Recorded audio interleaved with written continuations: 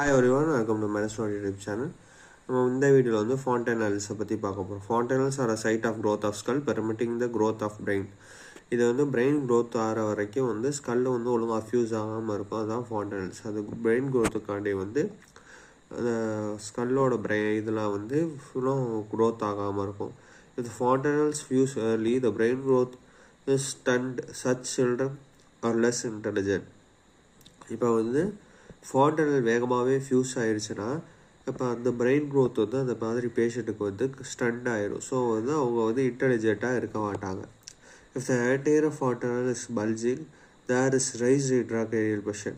இப்போ வந்து anterior fontanelle வந்து பல்ஜிங் இருந்துச்சுன்னா அவங்க வந்து raised intracranial pressure இருக்கும். If the anterior fontanelle is depressed, it shows decreased intracranial pressure, mostly due to dehydration. இப்போ anterior fontanelle வந்து பல்ஜாக இருந்துச்சுன்னா அங்கே வந்து ரைஸ் intracranial pressure. இதே anterior fontanelle வந்து டிப்ரெஸ்டாக தான் shows decrease intracranial pressure. The nasal bone of the is one of the most common fracture point which leads to the epistaxis. The terion is a thin part of the skull.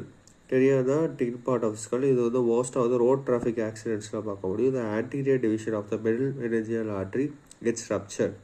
இங்கே வந்து anterior division of the middle meningeal artery வந்து rupture leading to the clot formation between the skull the dura mater which leads to extradural hemorrhage. இதுதான் டெரியான் வந்து middle அங்கே இருக்க மெனிஜியல் artery வந்து rupture ஆகி அங்கே ஒரு கிளாட் ஃபார்மேஷன் ஏற்படும் ஸ்கல்லுக்கும் டியூரா மேட்டருக்கும் நடுவில். ஃப்ராக்சர் இந்த anterior cranial fossa leads to CSF rhinorrhea.